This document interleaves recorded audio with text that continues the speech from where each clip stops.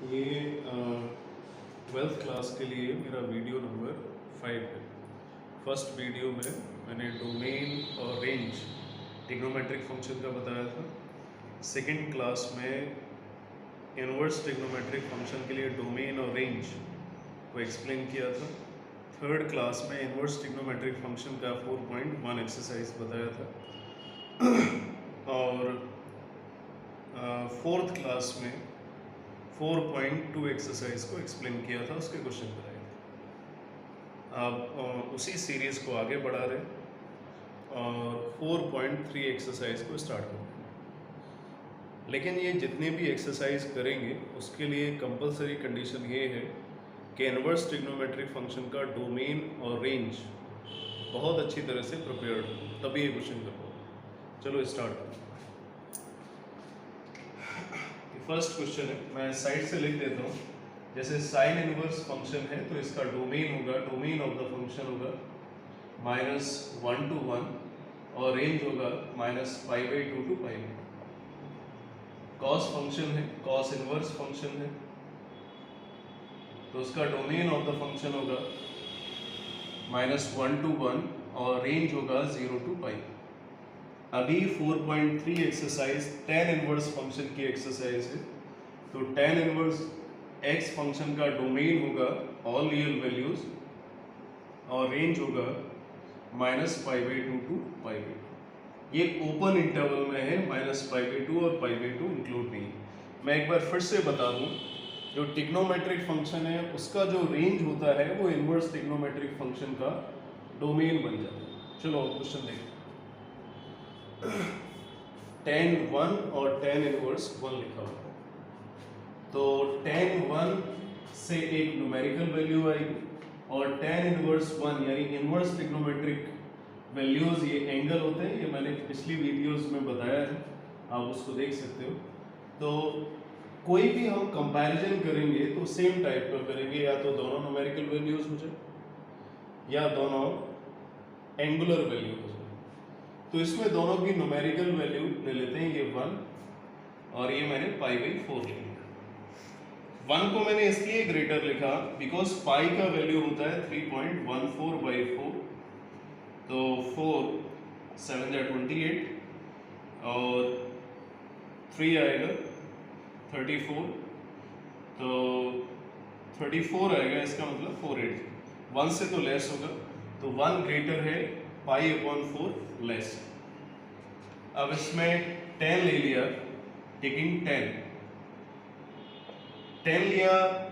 10 इसलिए ले लिया क्योंकि दोनों साइड अगर 10 लेंगे तो एक तो 10 1 आ जाएगा और इसका सेकंड रीजन है कि 10 एक इंक्रीजिंग फंक्शन है।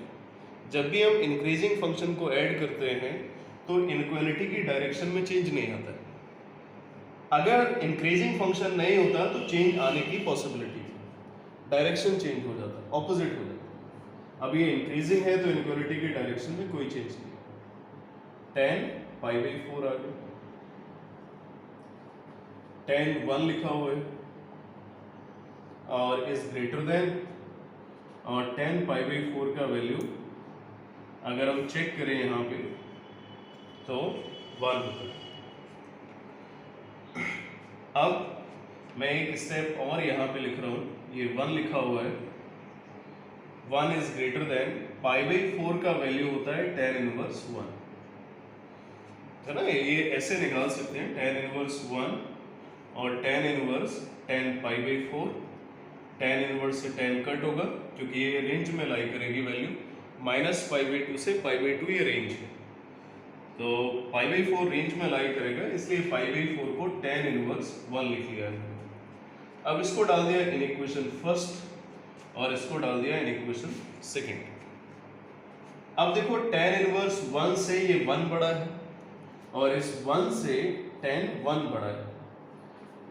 tan इनवर्स 1 से 1 बड़ा है, 1 आ गया, और 1 से tan 1 बड़ा है। इसका मतलब ये हुआ कि tan इनवर्स 1 से tan 1 बड़ा है। इनइक्वालिटी फर्स्ट एंड सेकंड दोनों इनइक्वालिटी का यूज किया तो tan 1 is greater than tan inverse 1। ये फर्स्ट क्वेश्चन है। अब इसमें है क्या कि कुछ स्टूडेंट को डाउट आ सकता है, डाउट आएगा इस स्टेप में, क्योंकि tan 30 की अगर हम वैल्यू निकालते हैं तो tan 30 की वैल्यू 1/√3 आ जाती है, जो कि 1 से लेस है। तो ये tan 1 बड़ा कैसे हो सकता है, क्योंकि ये वैल्यू tan 30 पे 1 से लेस आ रही है, तो tan 1 पे तो और छोटी आनी चाहिए, और ये 1 इसके कंपैरेटिवली बड़ा नंबर हो जाएगा। अगर यहाँ से अगर इस तरह से असेसमेंट करेंगे तो हमें पता चलेगा कि शायद ये इनइक्वालिटी रॉन्ग लिखी हुई है, लेकिन ये इनइक्वालिटी रॉन्ग नहीं, ये दोनों ही वैल्यू रेडियन की वैल्यू, अगर रेडियन के प्रोस्पेक्टिव में हम इस पूरे क्वेश्चन को देखेंगे तो करेक्ट रहेगा, और अगर न्यूमेरिकल वाइज देखेंगे तो रॉन्ग लगेगा, लेकिन ये दोनों जो वैल्यू रहेगी वो रेडियन की वैल्यू रहेगी, रेडियन के रिस्पेक्ट में इस पूरी कैलकुलेशन को हमें देखना है। तो ये एग्जाम्पल 4 कंप्लीट हो गया, समझ में आ गया होगा। tan इनवर्स 1 से 1 बड़ा है और इस 1 से tan 1 बड़ा है, मीन्स tan इनवर्स 1 से tan 1 बड़ा है। चलिए आगे क्वेश्चन को चलते हैं।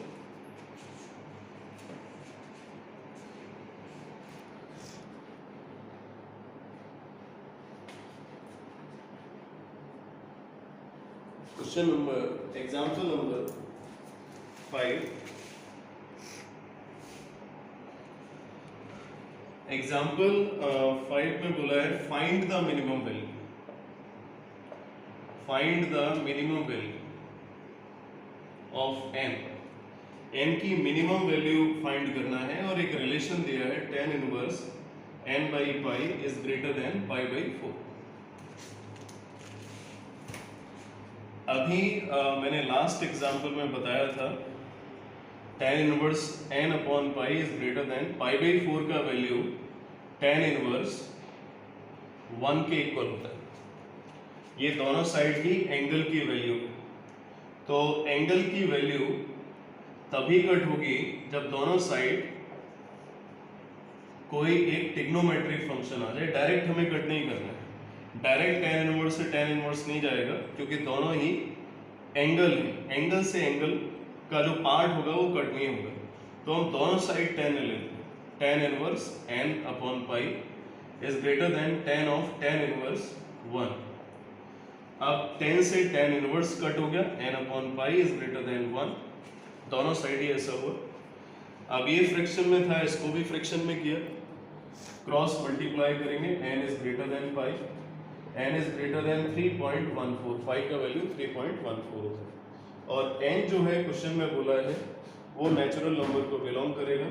तो n की जो मिनिमम वैल्यू होगी 3.14 के बाद जो नेक्स्ट इंटीजर नेचुरल वैल्यू आएगी वो 4 है, तो इसका मतलब n का जो मिनिमम वैल्यू होगा वो 4 है। tan inverse n upon pi is greater than pi by 4 दिया था, दोनों साइड 10 ले गया जिससे tan इनवर्स से 10 कट हो जाए, और उसके बाद सिंप्लीफाई किया, 3.14 आ गया। 3.14 से जो नेक्स्ट इंटीजर या नेचुरल वैल्यू आएगी वो n इज इक्वल टू 4। ठीक है, ये दो एग्जाम्पल जो मुझे थोड़ा लगे कि डिफरेंट है, प्रॉब्लम आ सकती है, इसलिए इन दोनों एग्जाम्पल को पहले बता दिया। अब एक्सरसाइज पे चलते हैं, और एक्सरसाइज का फर्स्ट क्वेश्चन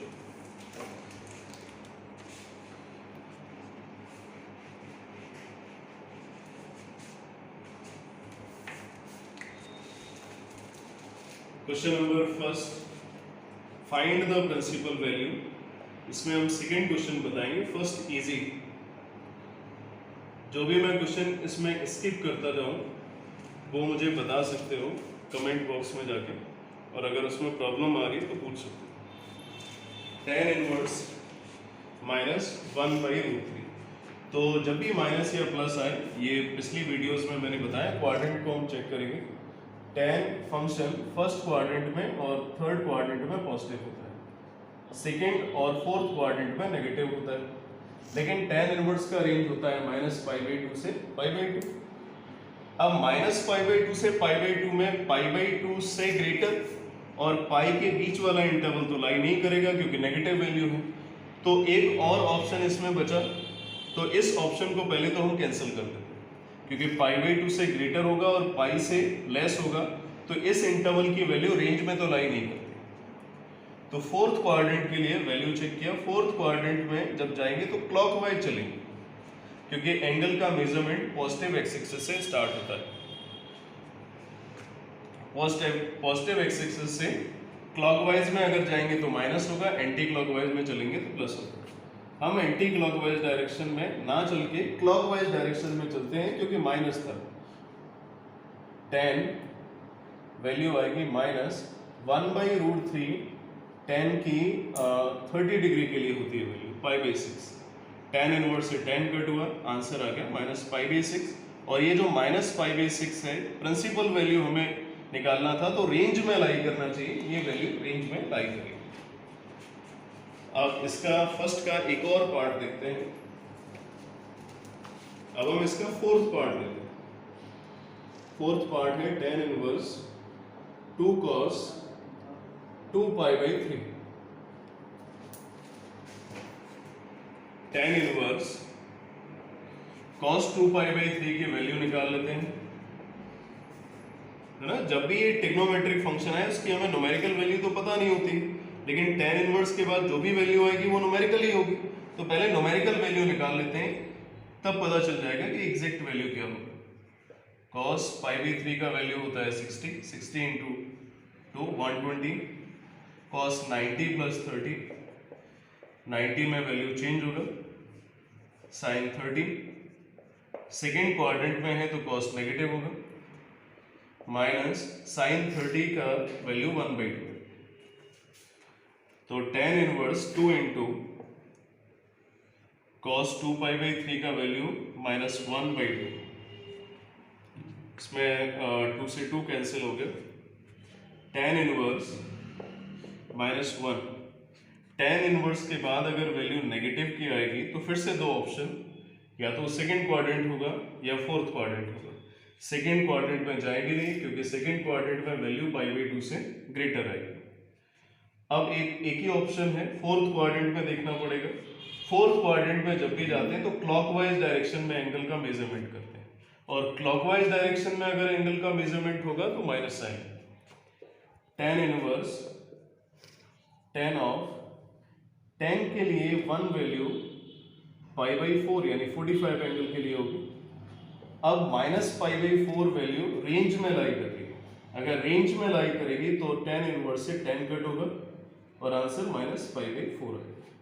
tan इनवर्स या कोई भी इनवर्स ट्रिग्नोमेट्रिक फंक्शन के बाद ट्रिग्नोमेट्रिक फंक्शन आता है तो सबसे पहले उसकी वैल्यू निकाल लेते हैं। तो जो न्यूमेरिकल वैल्यू आएगी, फिर न्यूमेरिकल वैल्यू को चेक करते हैं कि tan के किस एंगल के लिए वैल्यू होगी, ठीक है, और ये फाइनल आंसर। अब question number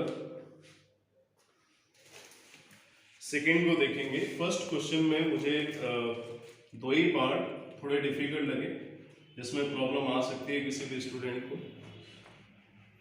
question number second देखते हैं। सेकेंड का part 1, tan inverse -1 plus cos inverse -1/√2। अब tan इनवर्स -1 फिर से नेगेटिव आ गया tan इनवर्स का, तो दो ही ऑप्शन है नेगेटिव के लिए, या तो सेकंड क्वाड्रेंट होगा या फोर्थ क्वाड्रेंट। सेकंड क्वाड्रेंट में जाएंगे नहीं, क्योंकि π/2 से ग्रेटर हो गया, और रेंज मैक्सिमम π/2 तक होती है, तो ऑप्शन है फोर्थ क्वाड्रेंट का। फोर्थ क्वाड्रेंट में क्लॉकवाइज डायरेक्शन में मूव करते हैं, तो क्लॉकवाइज डायरेक्शन में मूव करेंगे तो नेगेटिव साइन आएगा एंगल का। tan इनवर्स 10 और 1 वैल्यू 10 के लिए π/4 मीन्स 45 डिग्री की होती है, और -π/4 रेंज में लाई करेगा, प्लस cos इनवर्स। अब हमें cos इनवर्स का सबसे पहले तो रेंज देखना पड़ेगा, तो cos इनवर्स फंक्शन का रेंज 0 to 5। अब cos इनवर्स फंक्शन के लिए cos फंक्शन को पहले चेक करते हैं कि किस क्वाड्रेंट में ये पॉजिटिव होता है। फर्स्ट क्वाड्रेंट में ऑल ट्रिग्नोमेट्रिक फंक्शन पॉजिटिव है, और फोर्थ क्वाड्रेंट में भी cos फंक्शन पॉजिटिव रहता है। अब इसमें भी दो ऑप्शन, या तो सेकंड क्वाड्रेंट होगा या थर्ड क्वाड्रेंट होगा। थर्ड क्वाड्रेंट में जाएंगे नहीं, क्योंकि थर्ड क्वाड्रेंट में वैल्यू पाई से ग्रेटर हो जाएगी। रेंज cos इनवर्स फंक्शन की मैक्सिमम पाई तक है, तो अब सेकंड क्वाड्रेंट ही रहेगा। तो सेकंड क्वाड्रेंट के लिए cos ऑफ वैल्यू को चेक करेंगे कॉस ऑफ पाई माइनस, पाई इसलिए लिखा क्योंकि पाई में वैल्यू चेंज नहीं होती। 1/√2 कॉस के लिए पाई/4 मीन्स 45 डिग्री की वैल्यू होती है। ओवरऑल वैल्यू ये सेकेंड क्वाड्रेंट में रहेगी, 180 से माइनस किया है और सेकेंड क्वाड्रेंट में है तो ये वैल्यू नेगेटिव होगी कॉस फंक्शन के लिए। tan इनवर्स से tan कट हो गया, -पाई/4 प्लस पाई माइनस पाई/4, ये पाई था, पाई/4 माइनस पाई/4 वैल्यू आएगी -पाई/2। ओवरऑल सॉल्व किया 180 माइनस 90 आंसर आएगा पाई/2। फर्स्ट पार्ट tan इनवर्स और cos इनवर्स जब भी दो फंक्शन होंगे तो दोनों ही फंक्शन का सबसे पहले तो रेंज देखना पड़ेगा और रेंज देखने के बाद ये चेक करेंगे कि अगर नेगेटिव वैल्यू आ रही है तो tan इनवर्स के लिए किस क्वाड्रेंट में नेगेटिव आएगा और cos इनवर्स का किस क्वाड्रेंट में नेगेटिव आएगा। दो पॉसिबिलिटी आएंगी लेकिन हमें उस क्वाड्रेंट को सिलेक्ट करना है जिस क्वाड्रेंट के लिए cos इनवर्स या tan इनवर्स की रेंज दी गई है, रेंज का इंटरवल दिया गया। तो ये फर्स्ट पार्ट होगा। अब सेकेंड पार्ट ऑफ देखते हैं।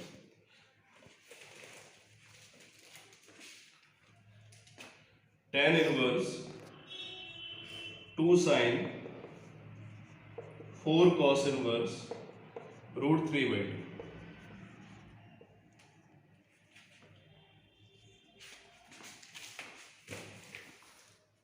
tan inverse 2 sin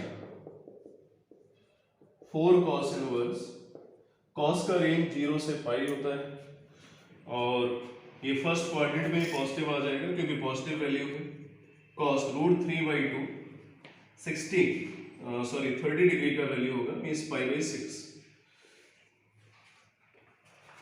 tan inverse 2 sin of 4 cos inverse से cos कट होगा पाई/6, ये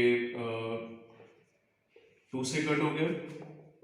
tan इनवर्स 2 sin 2 पाई/3।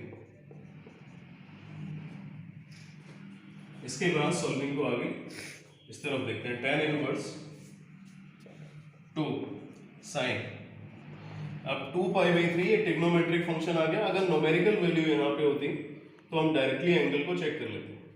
अब ट्रिग्नोमेट्रिक फंक्शन है तो ट्रिग्नोमेट्रिक फंक्शन को पहले तो एंगल में कन्वर्ट करते हैं। sin 2 पाई/3 तो 2 पाई/3 का मतलब हो गया 120, इसको लिखा 90 + 30। 90 में वैल्यू चेंज होती है साइन के लिए, साइन का होगा cos 30, लेकिन सेकेंड क्वाड्रेंट में जाएगा और साइन फंक्शन सेकेंड क्वाड्रेंट के लिए पॉजिटिव होता है। cos 30 का वैल्यू √3/2,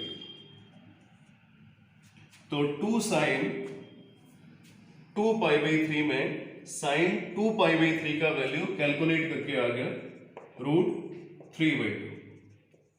2 से 2 कैंसिल होगा। tan इनवर्स √3, फर्स्ट क्वाड्रेंट में जितने भी ट्रिग्नोमेट्रिक फंक्शन होंगे वो पॉजिटिव होते हैं।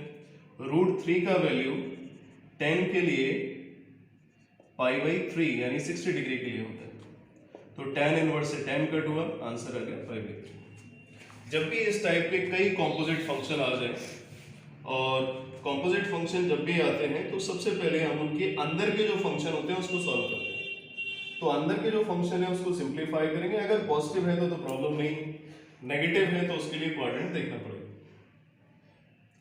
cos इनवर्स से ये cos कट हुआ, वैल्यू पाई/6 आ गई, उसके बाद ये 2 से कट हो गया। अब ये ट्रिग्नोमेट्रिक फंक्शन आ गया था तो ट्रिग्नोमेट्रिक फंक्शन की अलग से सिंप्लीफाई करके वैल्यू निकाल दी और उस वैल्यू को पुट कर दिया। ये भी पॉजिटिव वैल्यू आ गई थी तो सोचना नहीं था, फर्स्ट क्वाड्रेंट में ही होगा, तो फाइनली आंसर आ गया पाई/3। थर्ड क्वेश्चन, ये लास्ट क्वेश्चन है 4.3 एक्सरसाइज में। इसमें शायद 3 क्वेश्चन है, देख लेते हैं। 3 क्वेश्चन है इसमें, तो सबसे पहले मैं इसमें थर्ड में सेकेंड वाला क्वेश्चन बता दूं। फर्स्ट वाला थोड़ा इजियर, अगर प्रॉब्लम आती है तो मुझे बताना फिर। tan inverse -1/√3, tan inverse -√3 third inverse trigonometric function दिया है tan inverse sine of minus 5/2।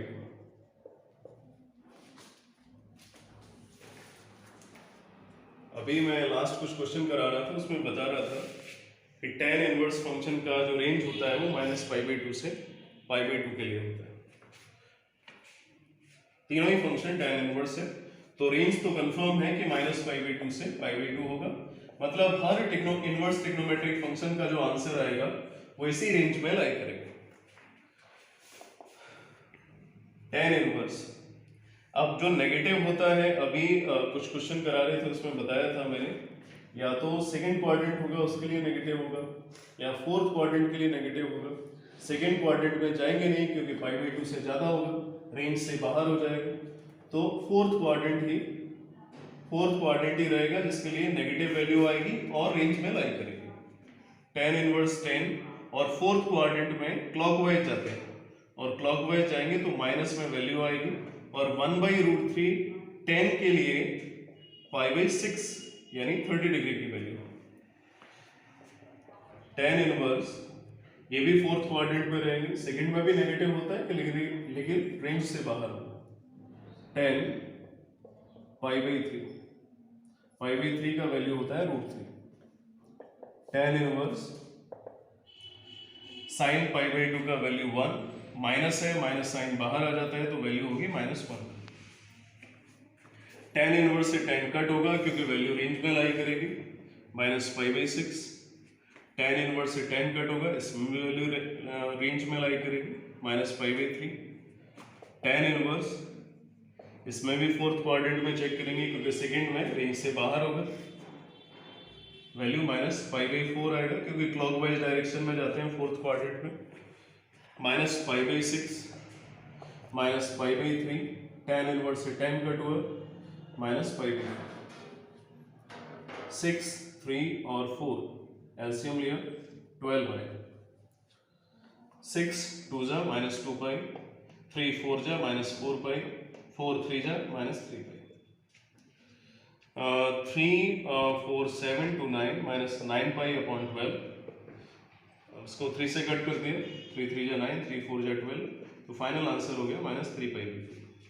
तो जब भी इस टाइप के क्वेश्चन आए तो सबसे पहले तो जैसा मैंने वीडियो की स्टार्टिंग में बोला था कि सबसे पहले हमें रेंज को तैयार रखना पड़ेगा, रेंज में वैल्यू आनी चाहिए। और नेगेटिव जब भी आती है तो tan इनवर्स के लिए एक फिक्स पॉइंट कर लो कि हमें फोर्थ क्वाड्रेंट में ही जाना है, क्योंकि सेकंड क्वाड्रेंट में रेंज से बाहर चले जाते हैं। तो सारी वैल्यू फोर्थ क्वाड्रेंट में ही चेक कर ली और उसके बाद सॉल्व कर लिया है। सॉल्व करने के बाद ये आंसर है। एक और क्वेश्चन देखते हैं, लास्ट।